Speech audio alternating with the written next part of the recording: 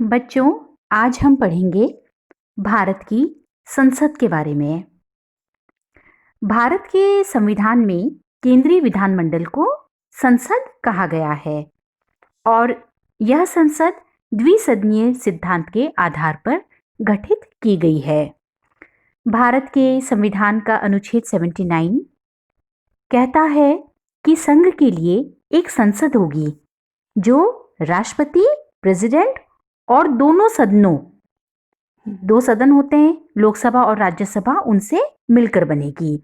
संघ के लिए एक संसद होगी जो राष्ट्रपति और दोनों सदनों से मिलकर बनेगी, जिनके नाम क्रमशः राज्यसभा और लोकसभा होंगे। भारत में संसदीय लोकतंत्र है और इसे प्रभावी बनाने के लिए व्यवस्थापिका और कार्यपालिका में समन्वय करना सिद्धांत के तौर पर जरूरी था। इसलिए राष्ट्रपति को संसद का अभिन्न भाग बनाया गया है। अब हम जानेंगे कि भारत की जो संसद है उसकी संवैधानिक स्थिति क्या है। संसद की संप्रभुता का विचार ब्रिटिश संविधान की एक महत्वपूर्ण विशेषता है। सर एडवर्ड कोक ने कहा कि संसद की शक्ति और अधिकार क्षेत्र इतना सर्वोपरि और पूर्ण है कि इसकी कोई सीमाएं नहीं बांधी जा सकती, यानी कि संसद बहुत शक्तिशाली है। डी लोम बहुत प्रसिद्ध कथन है, कई बार प्रतियोगी परीक्षाओं में पूछा जाता है। उन्होंने कहा कि ब्रिटिश संसद के बारे में यहां तक कह डाला कि संसद सभी कुछ कर सकती है, बस स्त्री को पुरुष और पुरुष को स्त्री नहीं बना सकती है। वस्तुतः ब्रिटिश संसद को कानूनी दृष्टि से असीमित शक्तियां प्राप्त है, जिसे संसदीय संप्रभुता कहा गया है। संसद जो कुछ चाहे, जिस रूप में चाहे, कानून बना सकती है और ब्रिटिश संसद जो भी विधि स्वीकार करेगी वह देश का कानून होगा। तो ब्रिटिश संसद में की बात यदि की जाए तो बहुत ही शक्तिशाली वहाँ की संसद है, लेकिन जो भारत की संसद है उसकी प्रभुसत्ता पर कुछ सीमाएं हैं। क्योंकि जैसे ब्रिटेन में तो संसद की सर्वोच्चता को अपनाया गया और अमेरिका में जहां बात की जाए तो अमेरिका की कांग्रेस एक सर्वोच्च संस्था नहीं है, लेकिन भारत ने बीच का मार्ग अपनाया। संविधान निर्माता जो थे, संविधान निर्मात्री सभा के जो सदस्य थे जिन्होंने संविधान बनाया था, वे संसदीय प्रभुता के आदर्श से प्रभावित थे, इसे अपनाना चाहते थे, लेकिन इसके साथ ही संघात्मक व्यवस्था, लिखित और कठोर संविधान और मौलिक अधिकारों की व्यवस्था के कारण संसद को सभी विषयों में कानून निर्माण की शक्तियां नहीं दी जा सकती थी और न्यायिक पुनरावलोकन, जुडिशियल रिव्यू की व्यवस्था को अपनाना जरूरी था। इसलिए भारत के संविधान में न्यायिक पुनरावलोकन को अपनाया गया, लेकिन न्यायिक पुनरावलोकन की व्यवस्था उस सीमा तक नहीं है जितनी कि अमेरिकी संविधान में। तो भारत में एक तरह से बीच का मार्ग अपनाया गया, संसद को शक्तियां भी दी गई, लेकिन संसद की प्रभुसत्ता पर कुछ सीमाएं भी लगाई गई, जैसे कि लिखित और कठोर संविधान, अर्थात संविधान में संशोधन हेतु विशेष प्रक्रिया। संसद जो है वह देश के लिखित संविधान की शिशु माना जाता है। संसद की प्रभुसत्ता संविधान के लिखित प्रावधानों द्वारा सीमित है। तो संविधान में अनेक प्रावधान हैं जिनमें संशोधन के लिए संसद के दोनों सदनों द्वारा अपने 2/3 बहुमत से प्रस्ताव पारित किया जाना आवश्यक है। कठोर संविधान के कारण संसद की कानून निर्माण की शक्ति सीमित हो गई। तो ब्रिटिश संविधान के विपरीत भारतीय संविधान में एक कठोर संविधान को अपनाया गया, जिसमें संशोधन के लिए एक विशेष प्रक्रिया अपनाई गई। हालांकि जो भारत का संविधान है वह कठोर और लचीले का मिश्रण है। इसके साथ भारत की जो संसद है, भारतीय जो संविधान है, वह संसद को प्रभुसत्ता प्रदान नहीं करता, बल्कि यह संविधान की सर्वोच्चता के सिद्धांत पर आधारित है। इस सिद्धांत के अनुरूप सर्वोच्च न्यायालय ने 1973 के केशवानंद भारती विवाद और 1980 के मिनर्वा मिल्स विवाद में संविधान के मूल ढांचे की धारणा का प्रतिपादन किया है। जिसका तात्पर्य है कि संसद मूल अधिकारों सहित संविधान के किसी भाग को संशोधित, परिवर्धित या सीमित कर सकती है, लेकिन संसद को यह अधिकार प्राप्त नहीं है कि वह संविधान के मूल ढांचे को ही परिवर्तित कर दे या नष्ट कर दे। भारत में संघात्मक व्यवस्था होने के कारण राज्य सूची के विषयों पर संसद की कानून बनाने की शक्ति सीमित है। संसद द्वारा संविधान में निर्धारित प्रक्रिया को अपनाए बिना मूल अधिकारों के विरुद्ध किसी कानून का निर्माण नहीं किया जा सकता। और इन सबके अतिरिक्त भारत की संसद की प्रभुसत्ता पर सबसे बड़ी सीमा न्यायिक पुनरावलोकन की है, जिसके अनुसार संसद द्वारा निर्मित कानून की न्यायपालिका द्वारा जांच की जाती है।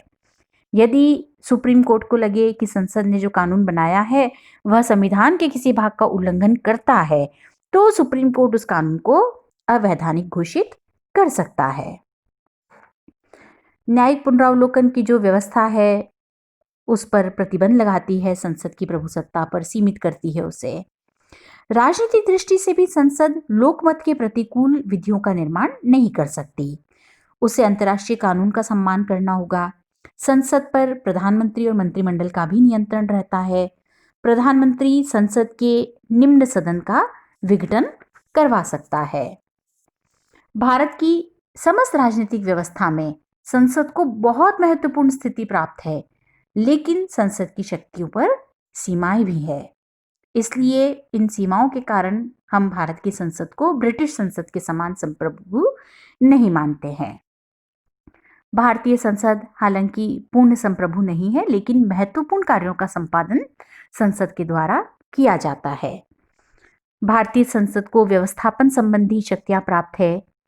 संसद की संघ सूची और संवर्ती सूची के सभी विषयों पर कानून बनाने की शक्ति प्राप्त है। इसके साथ सभी संघीय क्षेत्रों के लिए संसद को सदा ही सभी विषयों पर कानून बनाने की शक्ति प्राप्त है। संकट काल की उद्घोषणा के काल में राज्य सूची के विषयों पर संसद कानून बना सकती है।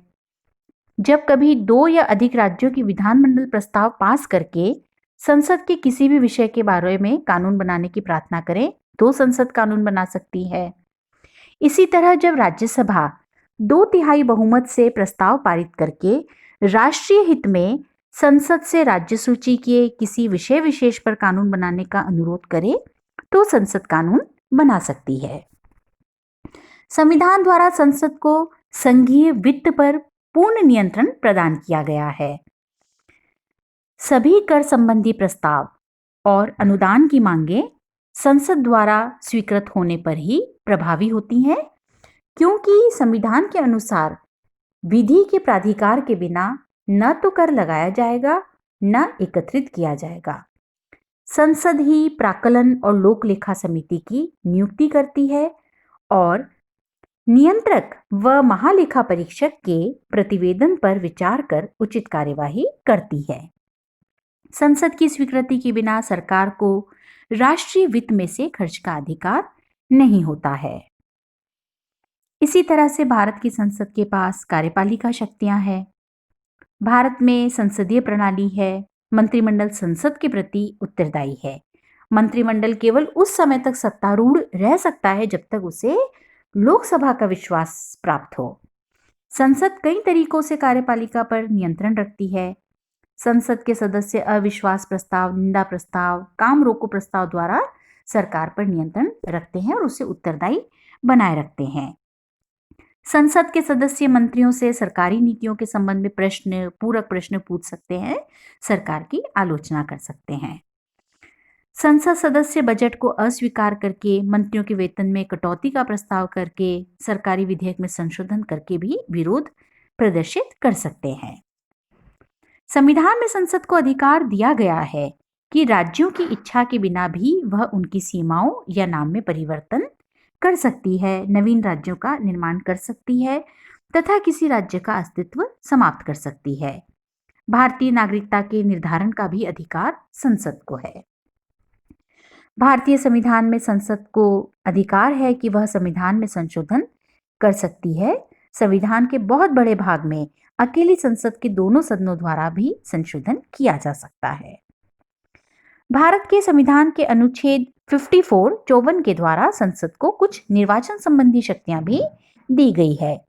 संसद के दोनों सदनों के निर्वाचित सदस्य राष्ट्रपति के निर्वाचन के लिए गठित निर्वाचक मंडल के अंग हैं।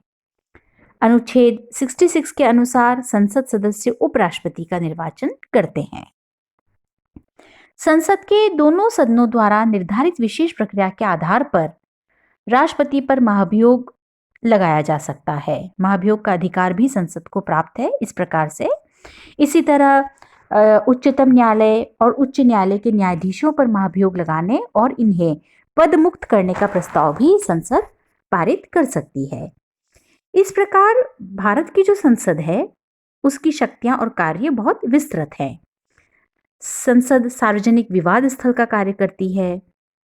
संसद लोकप्रिय बहुत ही एक संस्था है और लिखित संविधान के अंतर्गत ही उसे अपनी कार्यवाही चलानी पड़ती है। जब भी संविधान के कारण संसद के कार्य में रुकावट पैदा होती है तो संविधान में संशोधन किया जा सकता है, लेकिन संसद को यह अधिकार नहीं है कि वह संविधान के मूल ढांचे को बदल दे। तो बच्चों, आज तो हमने पढ़ा भारत की संसद का जो गठन है, राष्ट्रपति, लोकसभा और राज्यसभा से मिलकर संसद बनती है। तो भारत की जो संसद है उसकी क्या स्थिति है और किस प्रकार की शक्तियां उसे प्राप्त है। इसके आगे के जो लेक्चर्स हैं उसमें हम जानेंगे लोकसभा और राज्यसभा के बारे में।